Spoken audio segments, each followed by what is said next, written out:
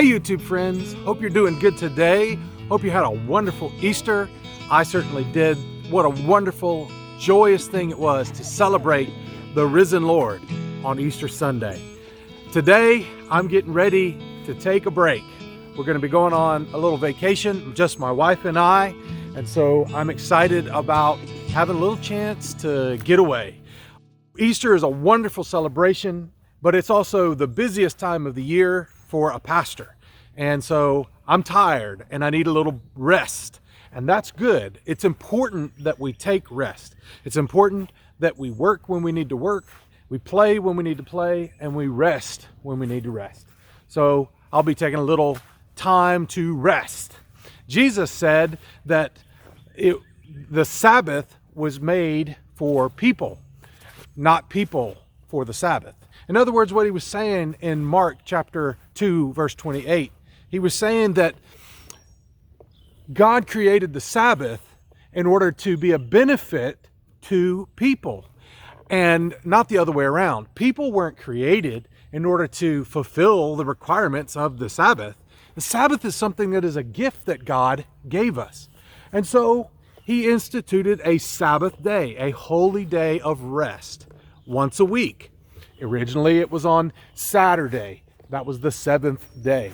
After Christians came along and they began to worship Jesus on Sunday, because that is the day that he rose from the grave, and they started calling that the Lord's Day. And so Sunday became the Sabbath day. What day it happens on is not the point. Remember, the Sabbath is supposed to be a gift that God has given to people. It's not some rule that was supposed to be a requirement that we have to fulfill. Jesus said the Sabbath was made for people, not people for the Sabbath. And so the day that you do it on is not what is important. What is important is that we take time to rest. People are, we're busybodies. We're constantly worrying about this and doing that, and we have a lot of work to do. Sometimes we can feel like it all depends upon us, that getting things done and being successful and fulfilling God's plans and all of this depends on our work ethic. Work ethic is important. I have a strong work ethic, and that is why it is so important for me to take time to rest. That's part of what going out in the garden is for me.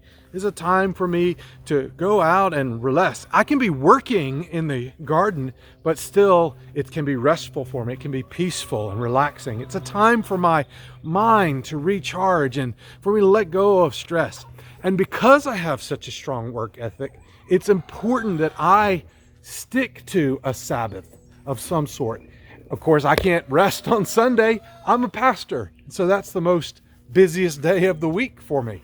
Usually, I try to take Fridays as my Sabbath day. I take Friday off, don't go into the office, and usually other people are still at work, and so and my kids are at school, so it's less work-related stuff that happens on Friday.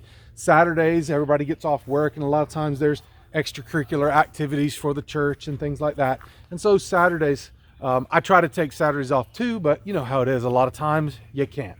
So I take Friday and Saturday as my weekend, but Friday tends to be my most restful day. But every now and then, it's also important for me to take more than one day, take a few days to rest.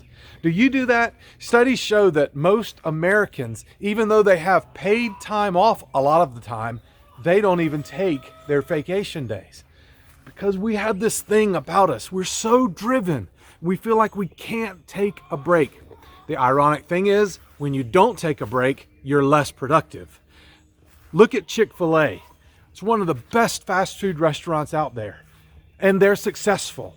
And they serve quality fast food. And they do it well. Probably the best of all the different fast food restaurants, I believe. And they're also profitable. How do they do that? They take a Sunday off. How many times have you rolled up to a Chick-fil-A on a Sunday and thought, they're closed? And where did you do? You went across the street to McDonald's or Burger King. They are sacrificing 1/7 of their business by closing on Sunday, but they do it. And it's a way that they honor God, but it's also a way that they recharge, and it gives them a chance to renew and reflect, and they are successful in doing it. And you can be successful too. You can be more successful, more productive if you will take a break. How you take a break is up to you. Some people like to sit at home and do nothing. Some people like to go to the beach. Some people like to go to the mountains. Some people like to go on a trip. Some people like to stay home. What works for you? Know yourself and figure it out. But be sure that you do rest. Make sure that every week you take some time to rest. Try to take a day to reflect on God and to rest your mind, your body, your spirit. Worship the Lord. Try to do that at least once a week. And at least once a year, take some kind of vacation. Figure out how you can work that into being.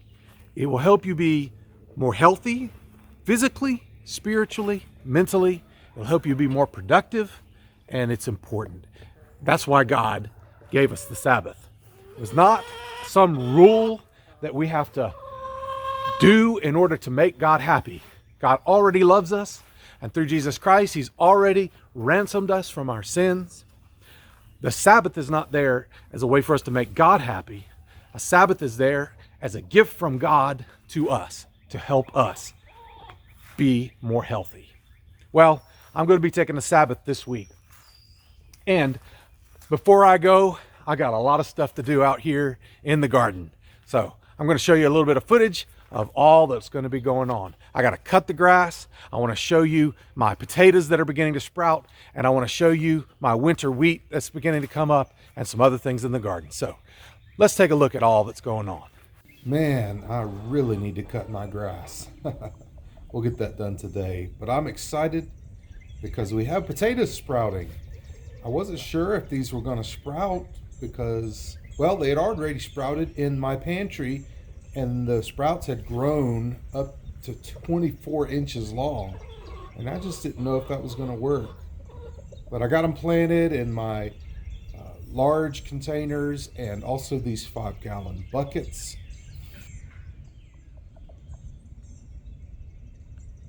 And I also planted some in my hay bales. And all of the different ones have sprouted and they're popping up nice and strong. And I think this is going to turn out really well. I love spring. Even the weeds are pretty. Look at those beautiful flowers.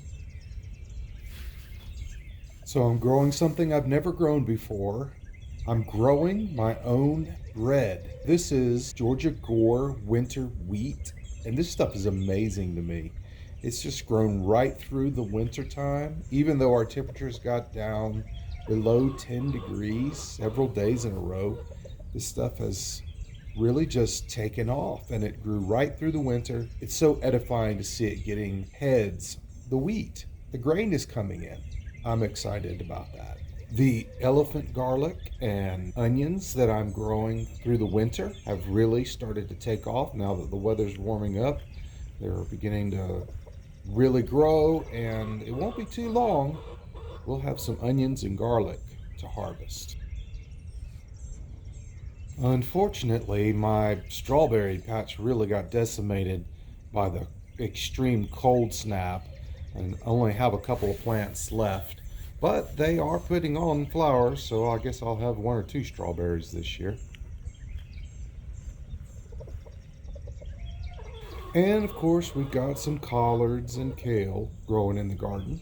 So we've got some good things growing, and the weather's warming up. I don't think we'll have any more freezes. So we'll be able to plant some tomatoes, and we'll get some peppers in the ground.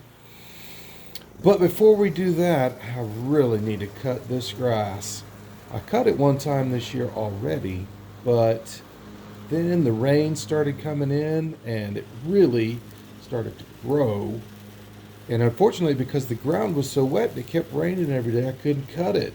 And man, it just sprouted up and it just got so high. So I'm looking forward to cutting this stuff, getting it back trimmed up neat.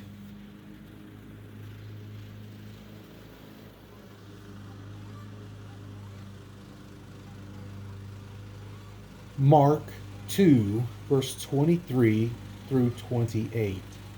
One Sabbath day, as Jesus was walking through some grain fields, his disciples began breaking off heads of grain to eat. But the Pharisees said to Jesus, "Look, why are they breaking the law by harvesting grain on the Sabbath?" Jesus said to them, "Haven't you ever read the scriptures about what David did when he and his companions were hungry? They went into the house of God during the days when Abiathar was high priest and broke the law by eating the sacred loaves of bread that only the priests are allowed to eat. He also gave some to his companions." Then Jesus said to them, "The Sabbath was made to meet the needs of people, and not people to meet the requirements of the Sabbath. So the Son of Man is Lord even over the Sabbath."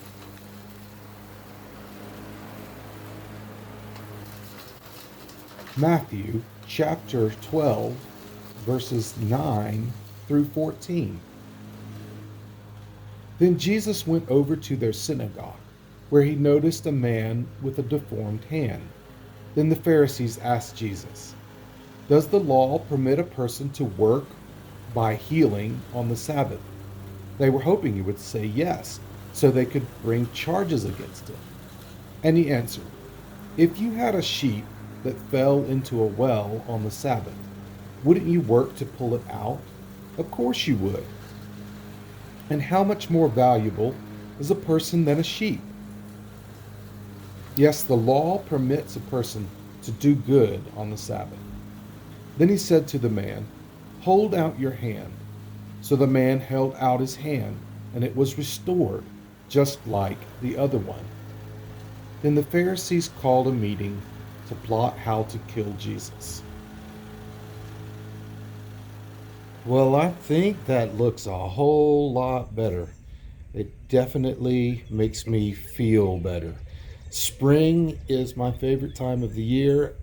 The grass is so green, the trees are getting their leaves, the flowers are sprouting. New life is coming to be. And it's a great time to get started in your garden. And we're going to do that as well. I want to go ahead and get my tomatoes planted. We're going to just clip the bottom limbs off of these plants and we're going to bury those down really deep. Tomatoes are a plant that can sprout roots from the stems. Anywhere that they have those little hairs along the stem, they can sprout new roots. And so the deeper you can plant them, the better. It'll give them a good, strong root system. Put a tomato cage around it to protect it, and those should be growing strong and giving us some tomatoes very soon. Thanks for watching my video, friends. Don't forget to take time to get some rest and then get out there and grow and be fruitful.